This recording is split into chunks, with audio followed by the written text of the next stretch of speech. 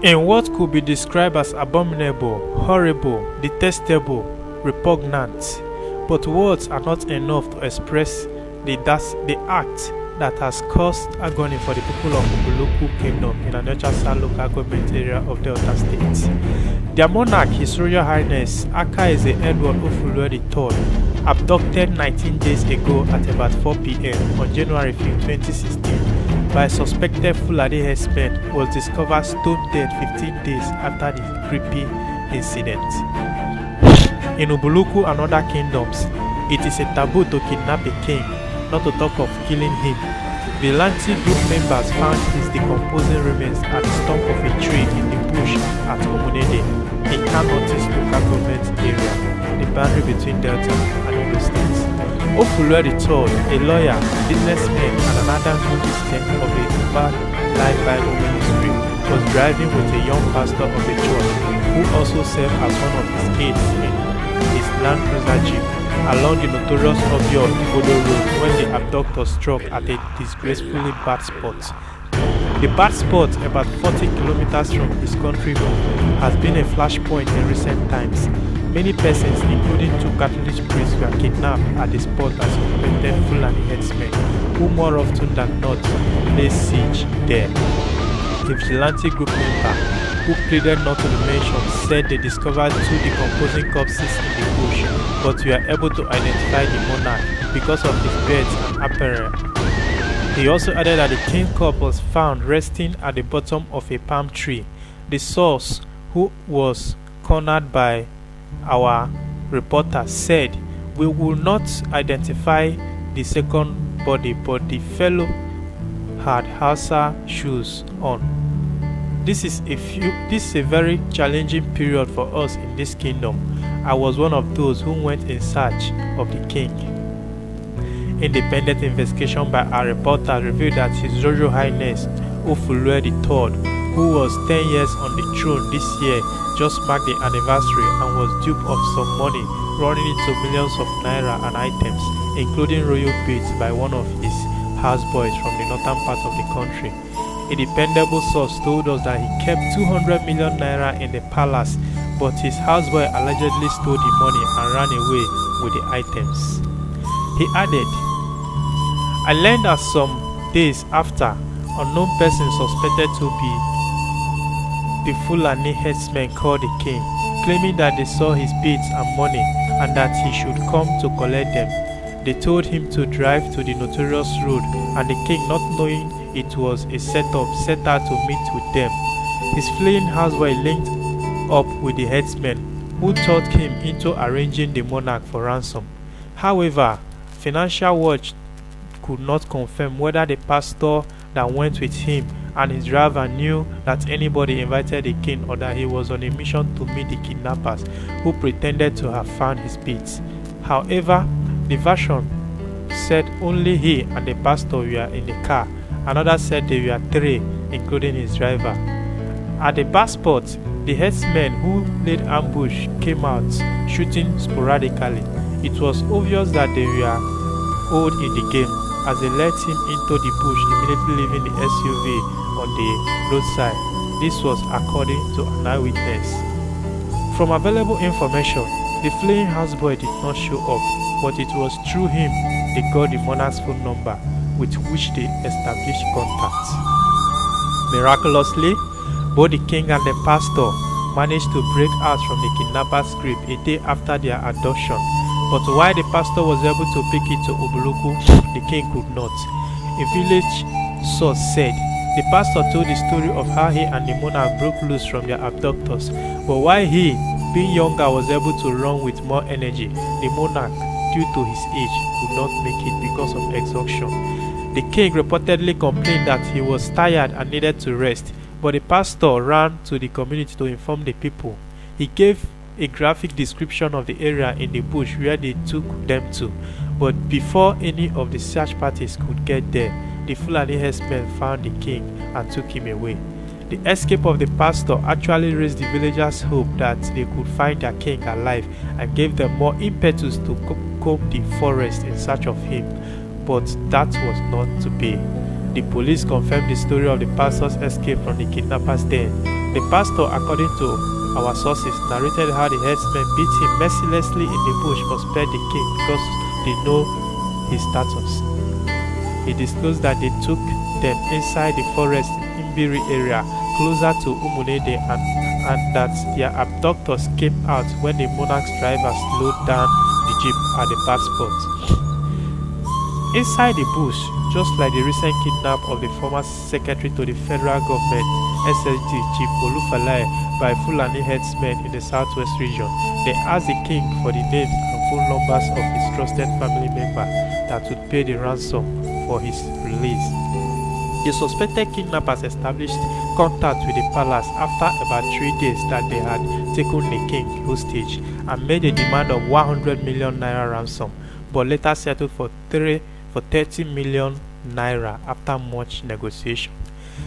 They reportedly requested to speak with one of the monarch's brothers, Nzekwedon Ofulue, and warned him never to inform the police about the matter. It was not clear if he hinted the police, but the kidnappers subsequently asked the family to bring the ransom to Auchi. On getting to Auchi in Edo State, they instructed him to move to Benin and later to Kwale in Delta State. With the escape of the pastor, the abductors became quite perturbed and panicky. They knew that the game had become more dangerous with the police and the community people looking for them, but they were still desperate to collect the ransom. It was to divert the attention of the police and the people hunting for them that they asked the family to bring the ransom to Auchi, Edo State, and when they got there, they told them to come to Benin and later Kwale. A source said, however, they were very suspicious that the family had contacted security agents and that they would be arrested once they come out to collect the ransom. Our source was not certain whether the houseboy met with the monarch in the kidnappers' den after the escape of the pastor, or whether the king tried another escape, but the herdsmen took a decision that it was in their best interest to kill the king. They fled after killing him and ceased further communication with the family. Unknown to the family members and elders, who thought the king was still alive and futilely discussing how to pay the kidnappers the ransom, but wondering at the same time why the abductors had cut off communication, the Fulani herdsmen had abandoned the remains of the monarch in the forest and fled. Not many believed the saga would end tragically for the king. In fact, the police in the state kept telling journalists that the monarch was not dead and that it was closing in on the kidnappers. From the comments of the Delta State Commissioner of Police, Baba Alkali Usman, it was obvious, however, that the police knew about the kidnappers' contact with the family and demand for ransom. Speaking at Udu in Udu local government area of Delta State at a meeting with the Police Community Relations Committee, days before villagers found the remains of the monarch, he said the police was trying to rescue them alive. He said the police was aware of the location of the monarch and another kidnapped victim, a neurologist with the Delta State University Hospital, Ovara, abducted before the new year. The police commissioner said the police was aware of the location where the kidnappers were holding the two victims but would not disclose plans to rescue the monarch in the media. According to the police, the kidnappers have made calls. We have been able to close in on their location. We have not been able to rescue them because we are doing a lot of planning. The process of rescuing is delicate, so you must be very cautious so that you do not harm the victims. However, a source close to the palace hinted that security agents arrested a young Hausa man found with the king's GSM handset 5 days ago by the police. As at yesterday, our reporter could not confirm the identity of the second person, whose remains the vigilante members also found alongside the king. A source said the other victim wore a Hausa shoe. It has not been established whether he was an aide of the king or one of the kidnappers eliminated to cover their tracks.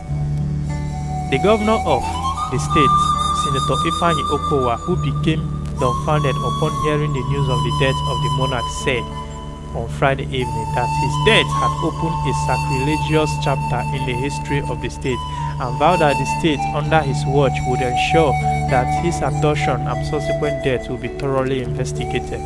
According to the governor, he said that a reigning king was abducted, but an But an unheard of fact was his murder in the most dehumanizing circumstances by his abductors in the forest.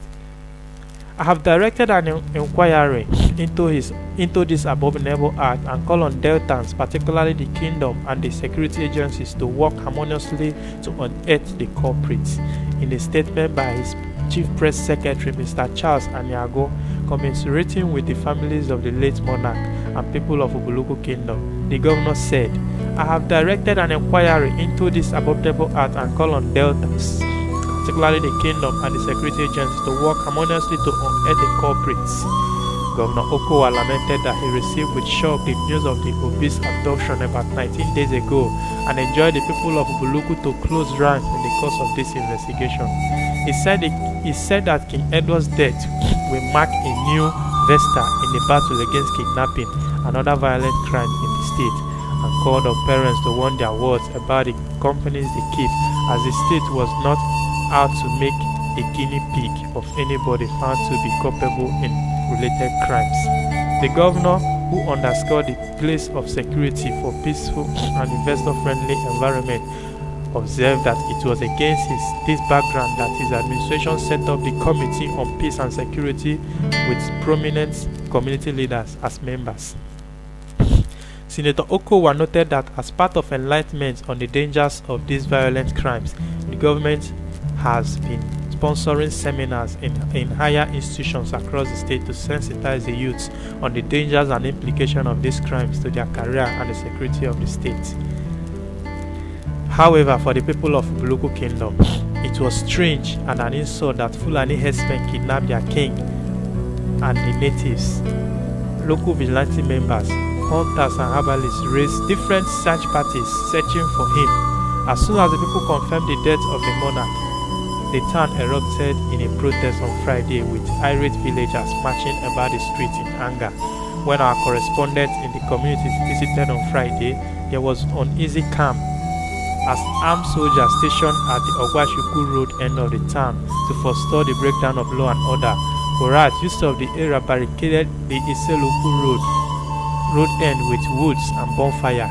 The youths in their numbers took advantage of the situation to make brisk business by extorting money from motorists and Okada riders before they allowed them access to the community.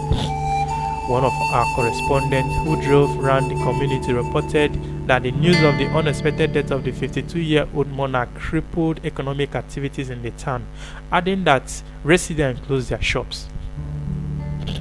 Some persons approached the community to decline comments, saying that they were not in the mood to talk.